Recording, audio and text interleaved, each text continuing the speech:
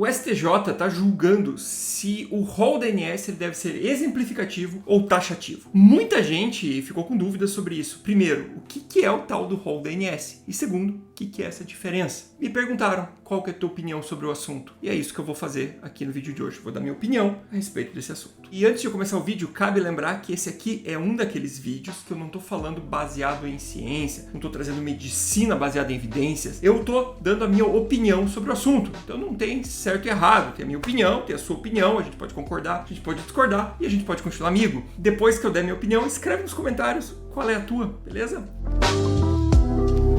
Se você é novo por aqui, deixa eu me apresentar. Meu nome é Gustavo Lenci Marques, eu sou médico, sou especialista em cardiologia, clínica médica e doutor em medicina interna. Seja bem-vindo aqui ao canal, que a gente discute todos esses temas relacionados à medicina e às ciências da saúde. Então agora vamos discutir o tal do rol da ANS. Primeira coisa que eu queria falar para vocês é o que é o rol da ANS, né? E para isso, a gente tem que entender como é que veio a regulamentação dos planos de saúde no Brasil. Por sinal, acho que isso dava até um vídeo específico, tá?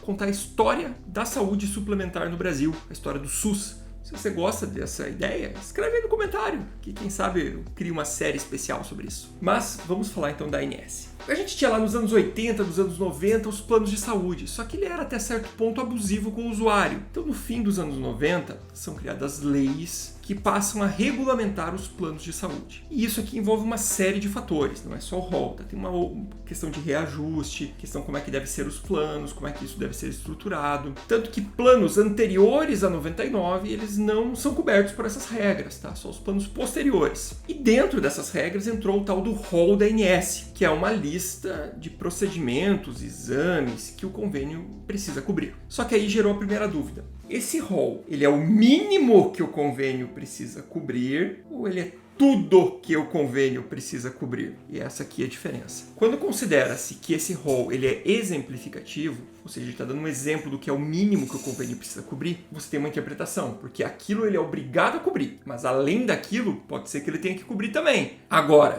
os que defendem que ele é rol taxativo diz não, é isso que ele tem que cobrir. O que está fora daqui não é obrigatoriedade. Veja que tem pontos para os dois lados e eu quero compartilhar isso com vocês. Bom, quem defende que deve existir um rol taxativo diz o seguinte: os planos de saúde, eles precisam ter uma previsibilidade do que eles vão cobrir.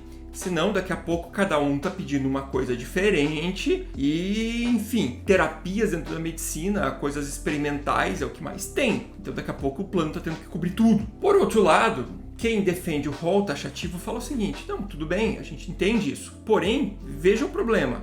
O rol demora um monte para ser atualizado. Tem um monte de terapias novas que são disponibilizadas, que são estudadas, que são comprovadas cientificamente e não estão no rol. E aí os pacientes ficam descobertos? Olha que dificuldade dos dois lados. Bom, então, se por um lado ter um rol exemplificativo, ele abre margem para tentar obrigar o plano a trazer coberturas de terapias, às vezes que beiram até mesmo o charlatanismo, a pseudociência, que tem gente que pede. Por outro lado, se ele for taxativo, vai ter muito paciente que vai perder terapias que estão bem estudadas, que não estão lá dentro daquele rol. Tá? Vou dar alguns exemplos aqui. Pessoas com necessidades especiais. Tem muitas terapias específicas que essas pessoas precisam, que não estão dentro do rol da ANS. Pacientes com câncer, as quimioterapias, o tratamento do câncer evolui muito rápido. Então tem várias terapias oncológicas que não estão ainda no rol da ANS, mas estão bem estudadas. Um exemplo, eu posso citar um caso pessoal, quando meu pai teve um tipo de neoplasia e precisou de um quimioterápico. Ele não constava no rol da ANS ainda, apesar de já estar bem estudado e ter sua comprovação científica. Na minha área, na cardiologia, um procedimento muito realizado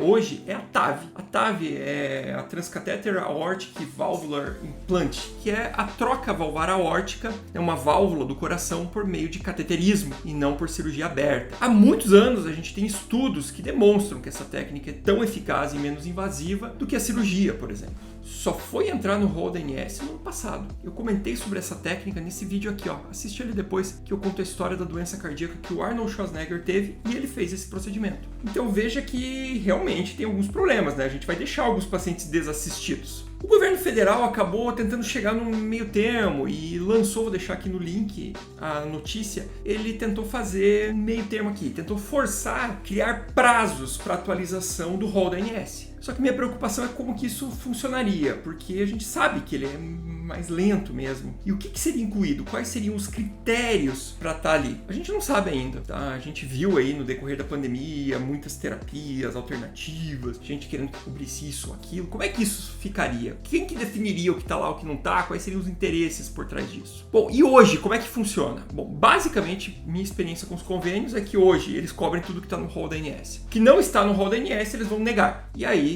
na boa parte das vezes, o paciente vai judicializar. Só que aí ele abre um processo contra o convênio. Esse processo entra num litígio aqui e o médico do paciente embasa cientificamente. O juiz contrata um perito ou vai ter um auxiliar técnico lá do tribunal que analisa essa demanda, vai ver se ela é pertinente ou não e vai dar um parecer. Mas veja que isso aqui encarece um monte o sistema e atrapalha lá o judiciário também, que fica cheio de processo para esse tipo de definição. E realmente é muito processo, gente. Não é pouca coisa que eu tô falando, não. A gente sabe que tem muitos casos de judicialização da saúde por causa dessa questão, porque o rol não está atualizado ou porque tem um problema de interpretação. Tá certo? Então eu expus aqui os argumentos e eu queria saber o que vocês acham sobre isso. Escreve aqui nos comentários, dá a tua opinião. Se você gostou do vídeo, deixa o like e compartilha com pessoas que estão discutindo o assunto, para que elas possam vir aqui debater também. Qualquer ideia é bem-vinda aqui, tá bom? Vamos lá então e vamos discutir. Qualquer ideia, obviamente, né, dentro desse assunto e que seja respeitosa e educada. Se vier de falta de educação aqui, eu vou apagar o comentário. Já avisei isso em outros vídeos. Beleza, gente? Até o próximo. Tchau!